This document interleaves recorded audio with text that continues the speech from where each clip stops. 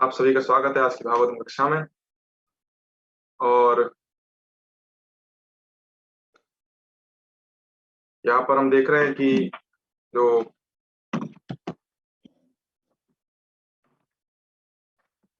कर्दम मुनि हैं उन्होंने तपस्या किया है और भगवान से प्रार्थना कर रहे हैं एक उनकी योग्य कन्या के लिए। तो यहाँ पर भगवान जो है प्रकट होते हैं उनको और उनसे वार्तालाप कर रहे हैं और बता रहे हैं कि दक्ष आएंगे और उनकी पत्नी शत्रुपा आएंगी और उनकी पुत्री जो है आपके योग के लिए योग्य कन्या। रूपा जी तात्पर्य वैदिक संस्कृति के बारे में चर्चा कर रहे थे, हम थोड़ा उसी के बारे में चर्चा करेंगे कि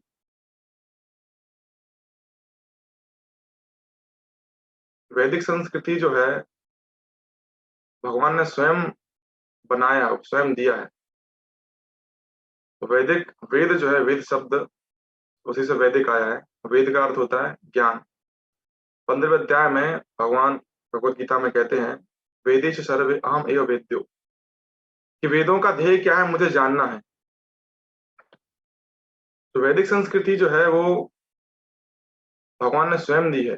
भगवान गीता में बोलते हैं और पद्म पुराण में एक श्लोक भी आता है। गीता में भगवान बोलते हैं कि चातुर्वर्ण्य माया सिस्टम गुण कर्म विभाग सा।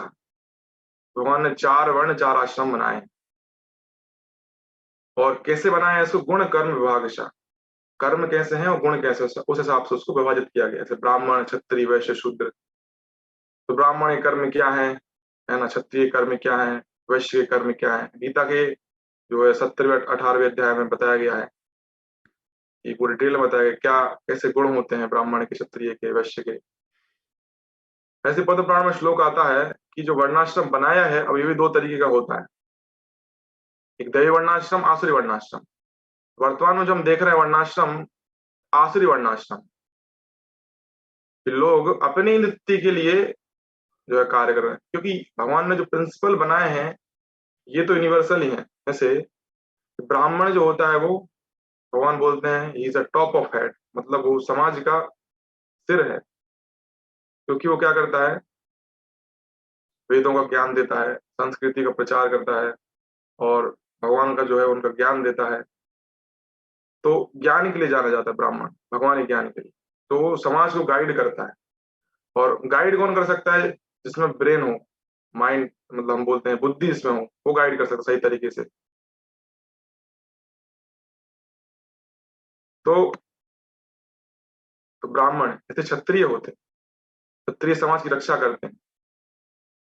और वैश्य जो होते हैं समाज का भरण पोषण करते हैं। शूद्र जो होते हैं तीनों की सहायता करते हैं। जो ब्राह्मण, क्षत्रिय, वैश्य हैं उन्हें कार्य को संपन्न करने के लिए उनकी सहायता करते हैं। उदाहरण में बताया गया है कि वर्णाश्रम तारभुमा पुरुषेरा परापमान विष्णु आराधते पुंसा नान्य तत्व शिकार। बोला गया है कि वर्णाश्रम है क्यों बनाया गया है? भगवान विष्णु की आराधना करने। इसका ध्येय क्या है? भगवान विष्णु की आराधना करनी। यदि ये नहीं कर रहे हैं तो क्या है फिर? वो वर्णाश्रम नहीं कहलाएगा। फिर भगवान ने वर्णाश्रम बनाया है, क्यों बनाया है? क्योंकि भौतिक संसार में जो भी जीव आए हुए हैं वो वर्णाश्रम को फॉलो करें, वैदिक संस्कृति को फॉलो करें और क्या हो कि अपना जो स्तर है उससे ऊपर उठे। मैं कल पढ़ रहा था तो भागवतम में ही 11वें स्कंद के 25वें अध्याय में इससे संबंधित एक श्लोक मिला, तो उसको निकालता हूँ थोड़ा। उसमें बताया गया है कि किस तरीके से ब्राह्मण, क्षत्रिय, वैश्य कार्य करते हैं। 11:25।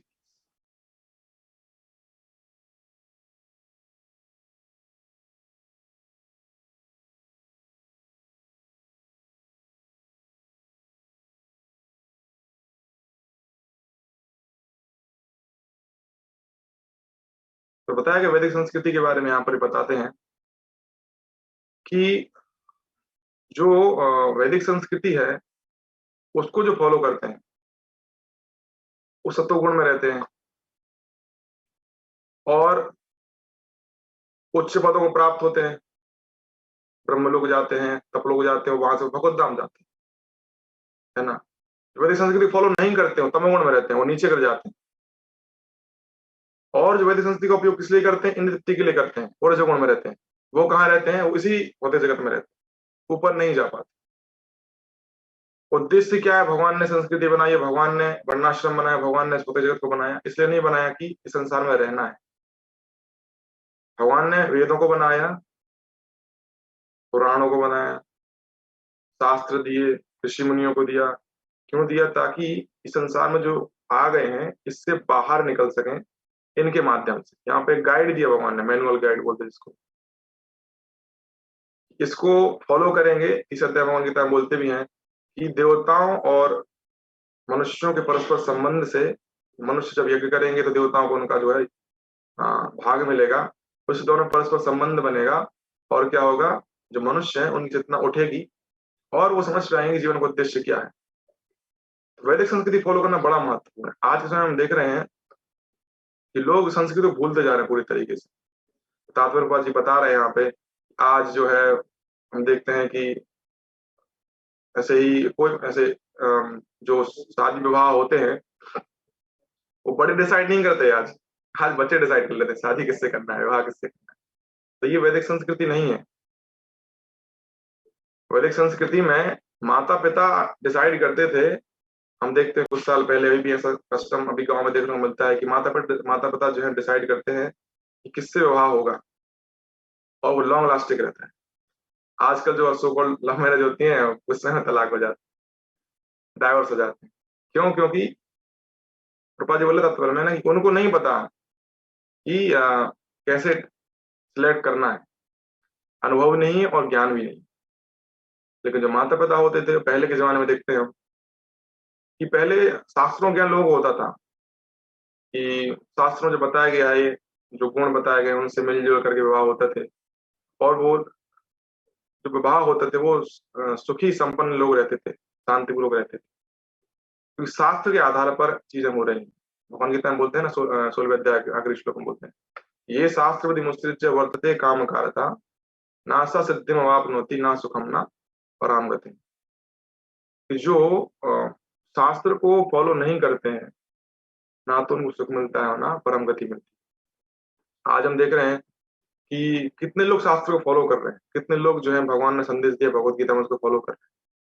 आज लोग फॉलो नहीं कर रहे हैं, इसलिए आज समस्या है इंसान। और ऐसा नहीं है कि फॉलो करना संभव नहीं है, फॉलो करना बड़ा सिंपल है, संभव है।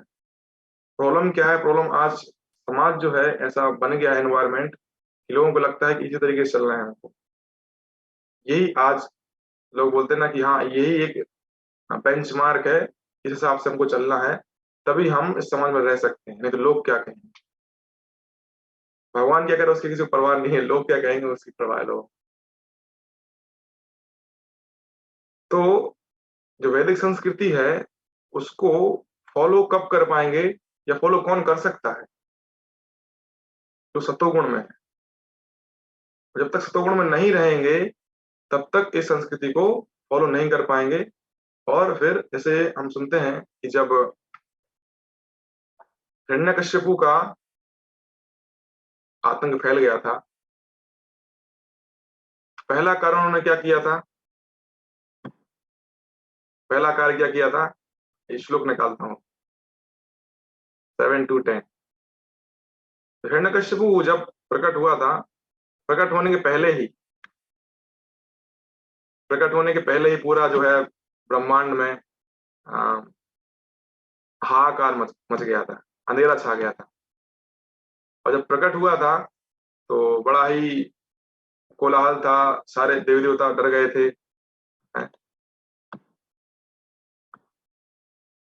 7-10।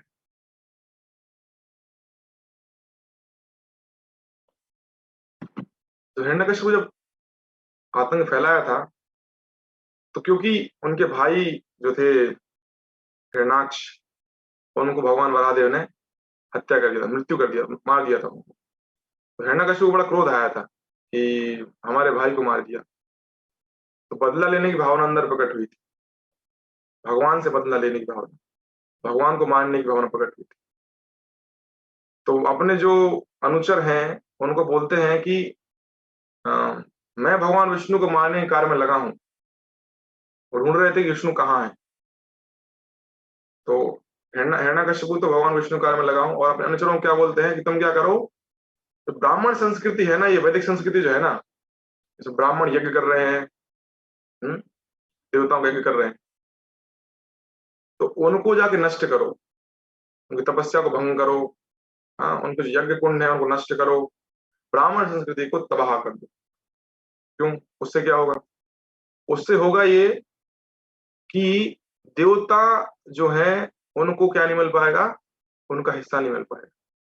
तो जब जब ब्राह्मण या जो मनुष्य यज्ञ नहीं करेंगे, देवता को उनका हिस्सा नहीं मिल पाएगा, तो क्या होगा? भूखे मर जाएंगे वो, है ना? इस तरीके से विष्णु की मृत्यु हो जाएगी। तो विचार क्या था? वैदिक संस्कृति को खत्म करना। उससे क्या होगा कि भगवान विष्णु की मृत्यु हो जाए, देवता लोग खत्म हो जाएंगे, ऐसा भाव था। आज भी हम देखते हैं कि समाज है, भगवान को हटाने का प्रयास किया जा रहा है, नास्तिकतावाद फैलाया जा रहा है।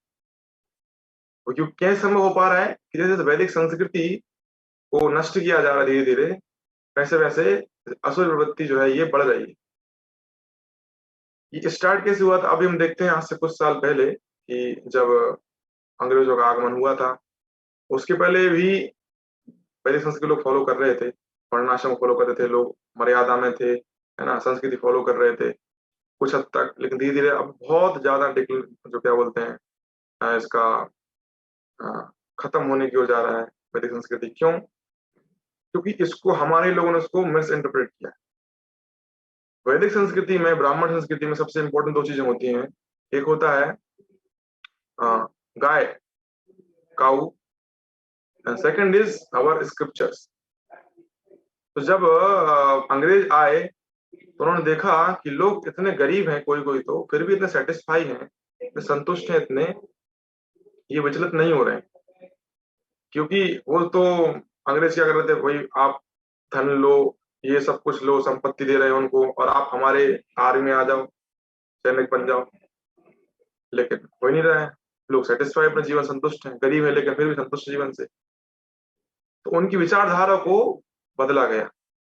एक दिन में नहीं हुआ ये धीरे धीरे धीरे धीरे धीरे किया गया।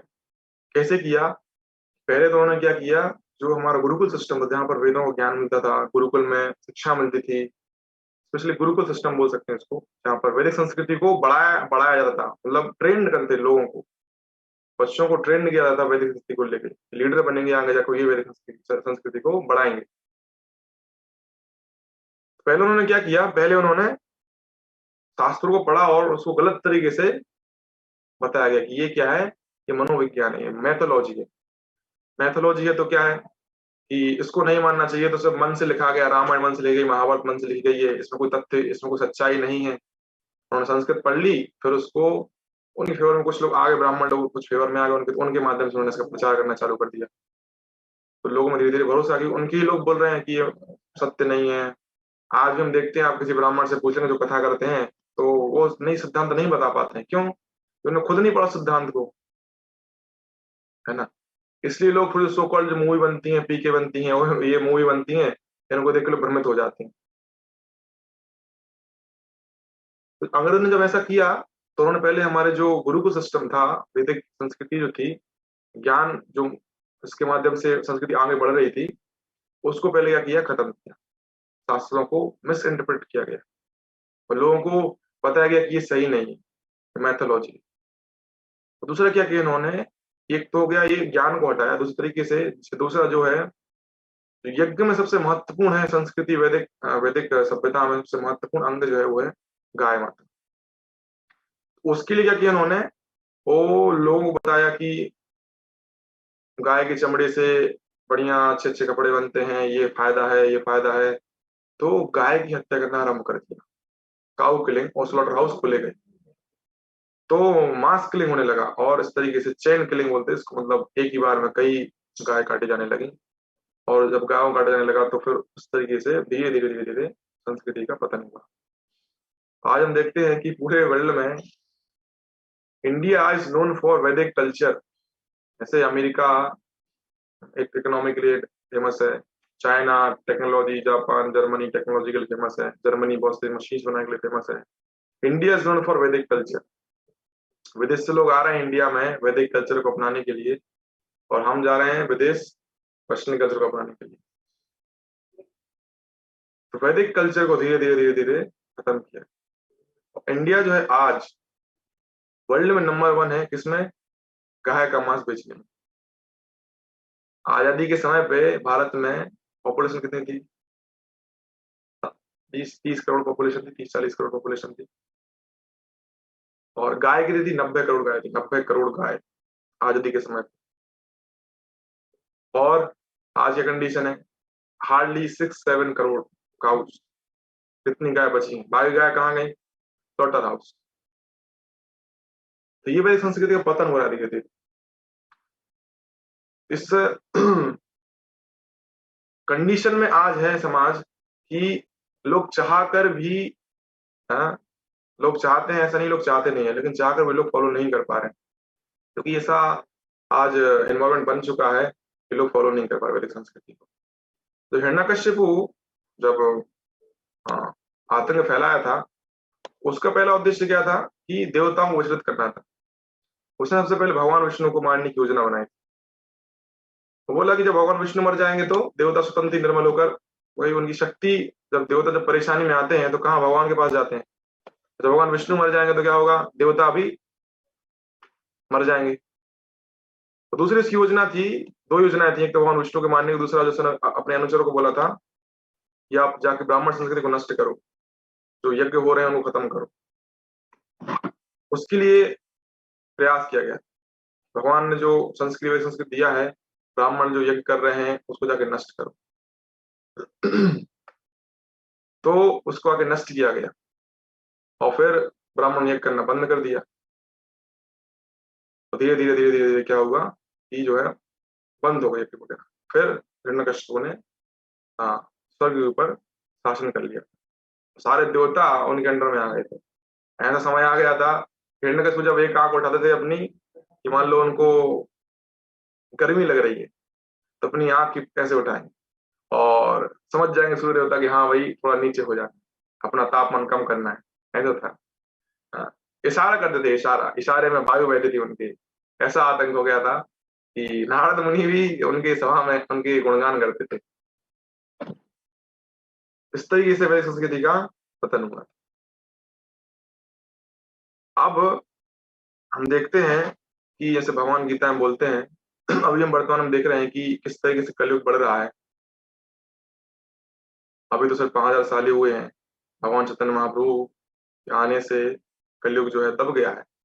और 10,000 साल तक जब तक ये प्रचार चलता रहेगा, तब तक के लिए कलयुग का जो इतना आतंक नहीं होगा। लेकिन हम अभी भी देख सकते हैं कि कितना आतंक है कलयुग का।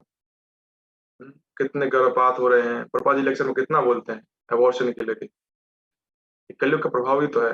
वैदिक संस्कृति में ये सब नहीं था। वैदिक संस्कृति में कोई नहीं था ये सब की गर्भपात करना, तलाक वगैरह, ये सब 50 साल पहले तो कुछ था ही नहीं। शब्द सुनते ही नहीं थे लोग। 50-60 साल पहले गांव में तो कुछ था ही नहीं, लोग जानते नहीं क्या होता, डाइवोर्स होता क्या है। ये कल्चर नहीं है हमारा, वैदिक कल्चर नहीं। लेकिन धीरे धीरे देख रहे हैं कैसे पतन की ओर जा रहे हैं वैदिक संस्कृति का, किस तरीके से पतन हो रहा है। आज 6 महीने शादी को नहीं होते किसी की, है ना, या छोटी छोटी बात में तलाक हो जाता है। ये क्यों है? क्योंकि आज जो माता पिता हैं, जो पेरेंट्स हैं, जैसे यहाँ पर स्वयं मनु शतरूपा है, कि उनको पता है योग्य वर कौन होगा उनकी पुत्री के लिए। आज इन सब के पीछे कारण क्या है कि जो माता पिता बन जाते हैं लेकिन उनको खुद को ज्ञान नहीं है शास्त्र का। शास्त्र में बोला गया है कि आपको माता बनने का अधिकार नहीं है, पिता बनने का अधिकार नहीं, गुरु बनने का अधिकार नहीं, यदि आप अपने जो सबॉर्डिनेट हैं, जो आपके पुत्र हैं, उनको जब तक आप भक्ति भक्त नहीं बना सकते, भगवत धाम नहीं भेज सकते, तब तक आपको माता पिता गुरु बनने का अधिकार नहीं, संबंधी बनने का अधिकार नहीं। आजकल के माता पिता को भी ये संस्कृति का ज्ञान नहीं है, वेदों का ज्ञान नहीं है, शास्त्र का बेसिक नॉलेज नहीं है। इसलिए आज जो हो रहा है संस्कृति का पतन हो रहा है, उसमें हमारा भी हाथ। आज ये जो देखते हैं डाइवोर्स होते हैं, ये इसके पीछे माता पिता की तो हाथ होता है। तो उन्होंने उनको ट्रेन नहीं किया बच्चों को। लाइफ में कोई फेलियर फेस करना है, लाइफ में हमेशा एक नंबर बनाओ, नंबर बनाओ। कभी कुछ प्रॉब्लम हो जाए, कभी कुछ फेलियर आ जाए, तो वो फेस करना सिखाया नहीं गया, वो ट्रेनिंग नहीं दी जा रही है। जबकि वैदिक कल्चर में गुरुकुल ट्रेनिंग सबसे पहले होती थी। पुरुषों के लिए गुरुकुल, और जो स्त्रियां हैं उनके लिए घर पर ही उनकी माता को ट्रेनिंग दी थी।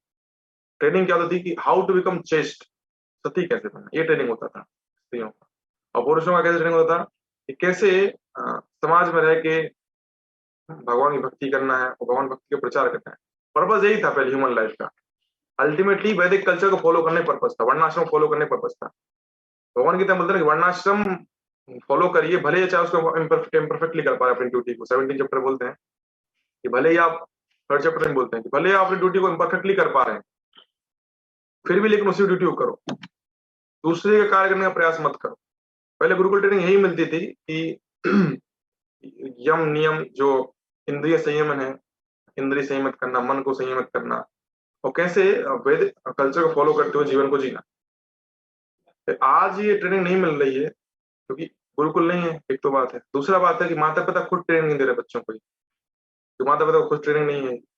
उससे क्या हो रहा है कि ये धीरे धीरे रिलीजन को हम भूलते जा रहे हैं। इवन इस्कॉन में देखते हैं हम कि कहाँ ये ट्रेनिंग दे पाते हैं। जगत पूजी बता रहे थे कि ऐसे उदाहरण के लिए कुछ लोग माता पिता बोलते हैं कि हमारे बच्चे जो है वो भक्ति नहीं करते, बहुत प्रयास करते भक्ति नहीं करते।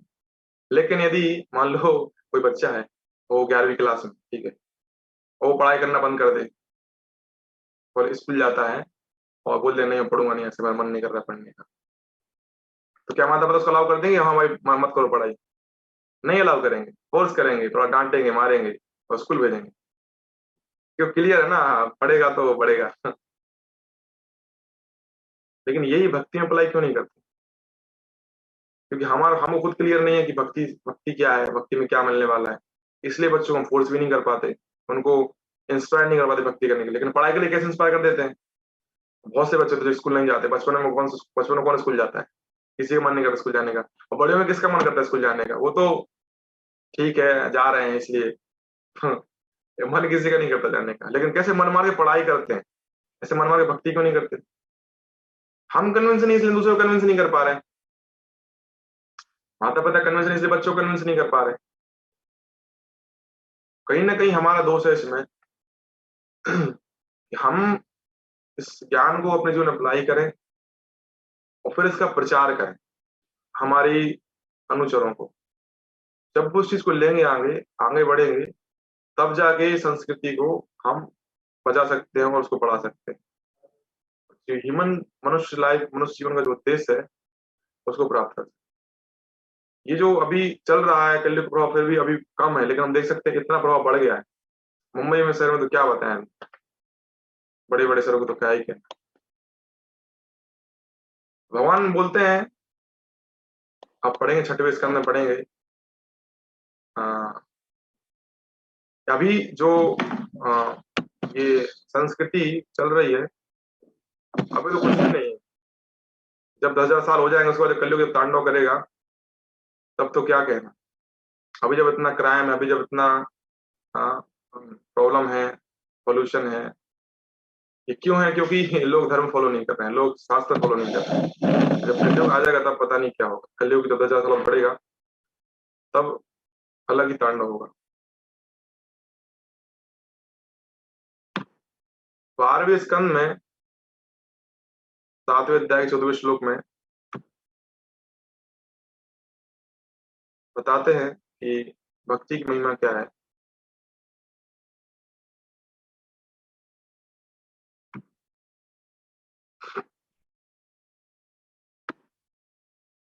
कि किस तरीके से संस्कृति जो है, वैदिक कल्चर जो है, हमने स्टार्टिंग में देखा कि जो ब्राह्मण है, जो गुडनेस में है, फॉलो कर रहे हैं संस्कृति को, ऊपर जाएंगे, ऊपर के लोग हो जाएंगे। भगवान गीता में बोलते हैं चीज को, आप उनको बना लो का पुण्य। और बोलते हैं भगवान की कि जो सत्वगुण में रहते हैं वो ऊंचे लोग हो जाते हैं, रजोगुण के लोग बीच पृथ्वी लोग पर रहते हैं, तमोगुणी लोग नीचे के लोग हो जाते हैं। लेकिन कैसी परिस्थिति हो,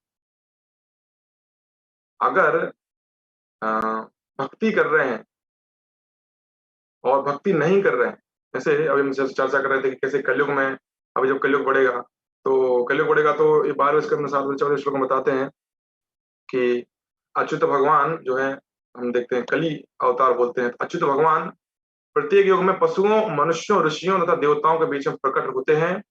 वे इन अवतारों में अपने कार्यकलापों से ब्रह्मांड की रक्षा करते हैं और वैदिक संस्कृति के शत्रुओं का वध करते हैं। जो संस्कृति अभी हम देख रहे हैं धीरे धीरे खत्म हो रही है, और जब कलयुग बहुत बढ़ जाएगा तो भगवान कली प्रकट होंगे, वो क्या करेंगे, सीधा बात नहीं करेंगे, तलवार से बात करेंगे, और फिर सत्य की फिर से स्थापना हो गई। जब संस्कृति का पतन होता है तो भगवान प्रकट होते हैं। हम सुनते हैं, गीता भगवान बोलते हैं, यदा यदा धर्मस्य ग्लानिर्भवति भारत अभ्युत्थानं धर्मस्य सृजाम्यहम्, कि जब जब धर्म की ग्लानि होती है, जब जब पतन होता है वैदिक कल्चर का, तब तक भगवान बोलते हैं मैं प्रकट होता हूँ, प्रकट हो क्या करता हूँ, इसकी रक्षा करता हूँ। और बोलते हैं कि रक्षा करने का जो है कैसे करते हैं भगवान, सबसे पहले साधुओं की रक्षा करते हैं, प्रतणाम साधूनां विनाशाय च दुष्कृताम्, जो दुष्कृत्य उनका पद बाद में करते हैं, पहले साधुओं की रक्षा करते हैं भगवान, और धर्म की स्थापना करते हैं। तो भगवान को जो है क्या बोले कि जो वैदिक संस्कृति है बहुत प्रिय है, जो उसको फॉलो करते हैं, उसकी रक्षा करते हैं, भगवान को बहुत प्रिय है। और इसको जो फॉलो करता है, क्योंकि वैदिक संस्कृति का उद्देश्य क्या है, भक्ति करना। वैदिक संस्कृति का उद्देश्य क्या है कि भगवान को केंद्र में रख के वर्णाश्रम को फॉलो करके यदि हम उसको चलेंगे तो भगवान की प्राप्ति करेंगे। अगर मान लो कोई डायरेक्टली भक्ति नहीं भी कर रहा है, कर्म कांड कर रहा है, देवता की पूजा कर रहा है, डेमिगॉड वर्शिप कर रहा है, उसका अल्टीमेट पर्पज ये क्या है, उस चेतना को उठाना और भगवान के धाम को जाना। लेकिन धीरे धीरे होगा। लेकिन भक्ति करने से क्या होगा कि मान लो कोई भी बहुत ही डिग्रेडेड पर्सन है, जैसे हम बोल सुन रहे थे कि ये जो भक्ति नहीं करते हैं, वैदिक संस्कृति को फॉलो नहीं करते, तमोगुण में जाते हैं,